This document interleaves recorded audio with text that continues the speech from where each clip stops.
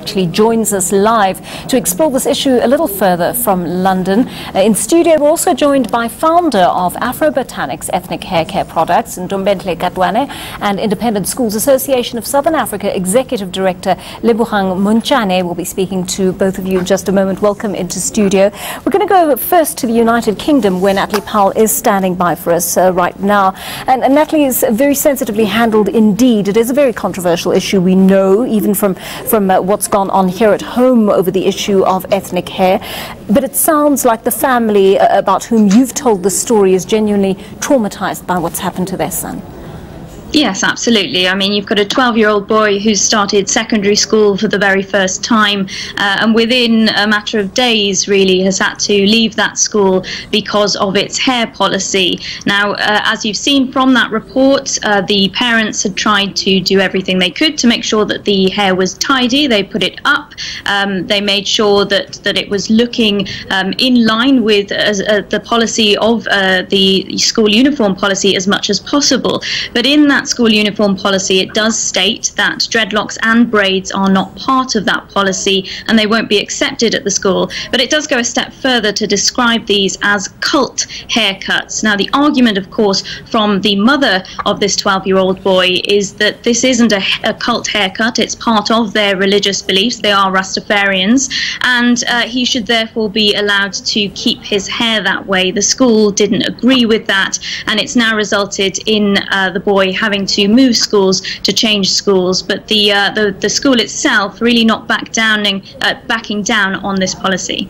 It sounds like this issue is also slightly unevenly handled, shall we say, because it sounds like other children, 3 other children from this family, have been through a similar schooling system, and there's never been a problem with their hair. That's right. So they weren't actually attending this school. This is a fairly new school.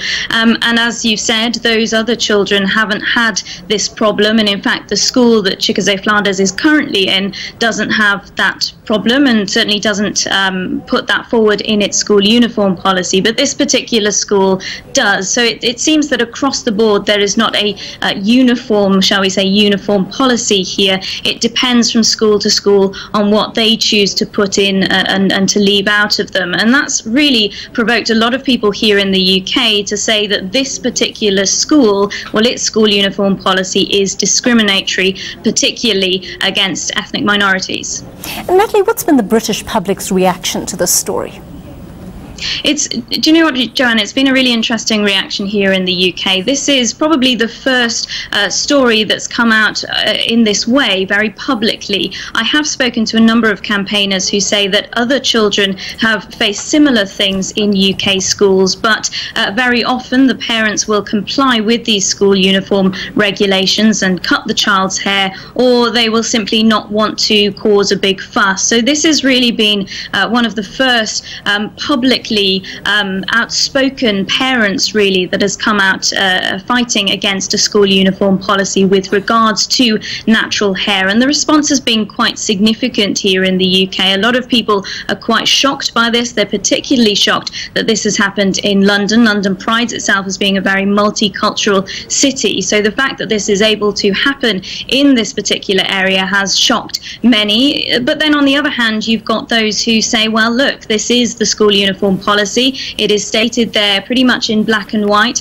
Interestingly, though, Joanne, this regulation has only been introduced recently. So the last update that we have where this was not put in there was in June 2016. So at some point after June 2016, the introduction of dreadlocks not being allowed as part of the school's uniform policy has been put in there. But yes, there are those other parents who say, well, school uniform policies are there to be abided by, and that is the policy that the school is putting forward. What they're not doing, however, is potentially taking into consideration that dreadlocks are believed to be part of their religious beliefs. Natalie Powell, thanks so much for giving us a little bit more analysis on that story. Live to us from London there, our UK correspondent Natalie Powell. So many parallels with the kind of stories we've seen erupting here at home over ethnic hair. I'm going to start with you. Were we to transplant this British story into South Africa right now, what would the reaction at independent schools be to that kind of hairstyle that we just saw? if we're to follow the facts as you mentioned, this would fall under basically the right to practice religious practice. And our Constitutional Court in the Durban High School for Girls case made it very clear that you have to make reasonable accommodation for children to practice their religious practice. But that case mattered specifically only for public schools. The question would be, would a religious school in an independent sector have to comply and make reasonable accommodation for children of different religious practices if that school is a religious school? But obviously, if it is not a religious school, obviously then the test that was set out by the South African Constitutional Court in a judgment written by Justice Langa would actually be applicable. So they would have to make reasonable accommodation.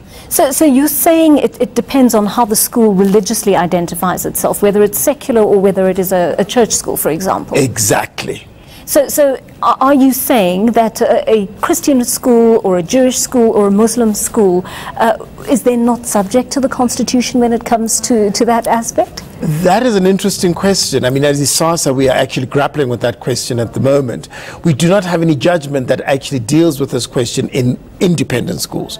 We take guidance from what happens in public schools, but public schools have to be open to the public, as the name says. So that is what would make it a bit different in the case of independent schools. So with whom does the power lie to decide this? Is it with the school governing body? Is it with the board at independent schools? Within the school, within independent schools, yes. So in the ISASA member schools, it would actually be the board and the governing body or whatever that may be to determine what the school uniform code is and to set it out very clearly, and also to make sure that the rules of the school are being communicated to potential parents and present parents. Thank you so much for coming in, Ntombendle. I want to bring you into the conversation because you have dedicated your life's work to making Africans, whether they're children or adults, proud of their hair. How do these school rules sit with you?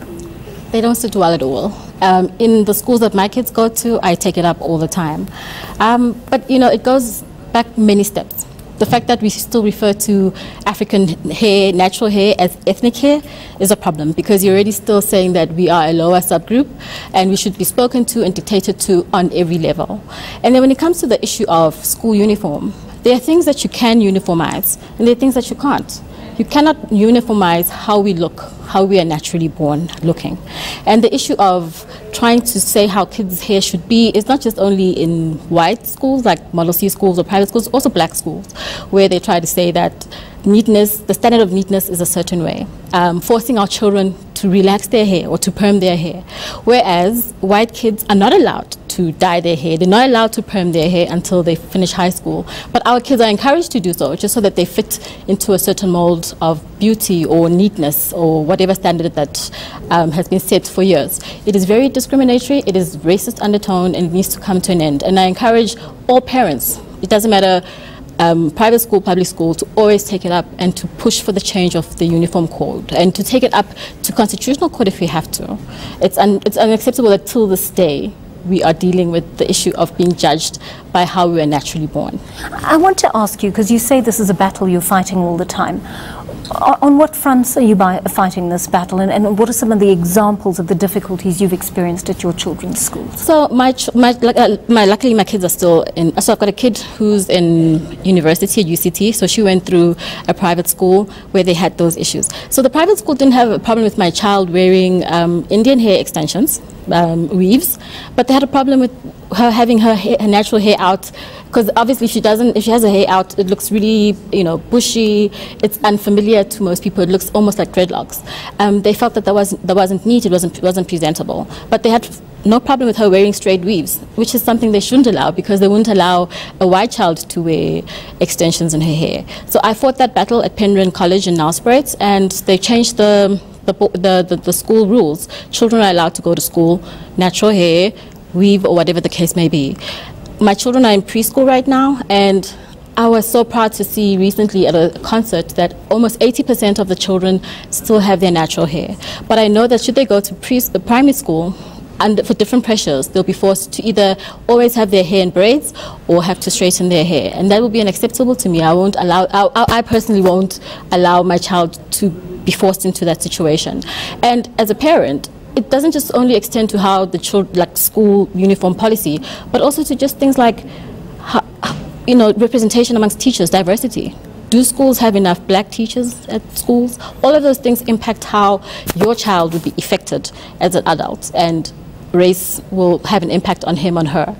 So we need to take it up as parents, regardless of what school you're in, private school or public. There's some very interesting comments there from Ntombenhle. I want to ask you about the question of natural pride as an African person. We're talking about this issue of decolonization. We're talking about restoring pride in ourselves as Africans, but particularly for the black African who's been downtrodden for so many centuries and taught that he or she is inferior. Isn't it important that we start grappling with this legislation that polices African hair in the way it does? I would fully agree with Ntombenhle on that point, is that ultimately is that we've got to look at diversity. And I think that we as ISASA say we talk about quality, values and diversity. And you have to comply with those three things. But you cannot be a quality school if you're not diverse, and you cannot be a quality school if you've got no values. And it is important when we look at our constitution, as we say in ISASA, that we've got to actively seek to apply the constitution within our schools. And that is something that we as ISASA encourage all our member schools to comply with. And part of that, obviously, is to familiarize yourself with the types of students that are in our school and to understand who they are, and that you should not have a uniform aesthetic of this is how people ought to look. But obviously, school uniforms, and many of our schools are quite traditional, but within ISASA we've also got schools that don't have school uniform, so those parents must also find those schools that actually fit their children. But is that a fair statement? I mean, if I want my child, I've got a boy who wants to go to St. John's for argument's sake, or to St. Stithians, or whatever the case may be, why should I have to choose a school that will accept the way he is, the way he looks, his hair and so forth? Should you not be harder on your members and say, this is the law, this is what the Constitution says, and this is what you're going to do as a result of it? Look, I'm very much about, the point is, schools should really be careful about making comment about people, an aesthetic, or what is a standard of beauty, what is a standard of what is acceptable or not acceptable. And that's why I started my argument talking about we need to familiarize ourselves with the communities that we have.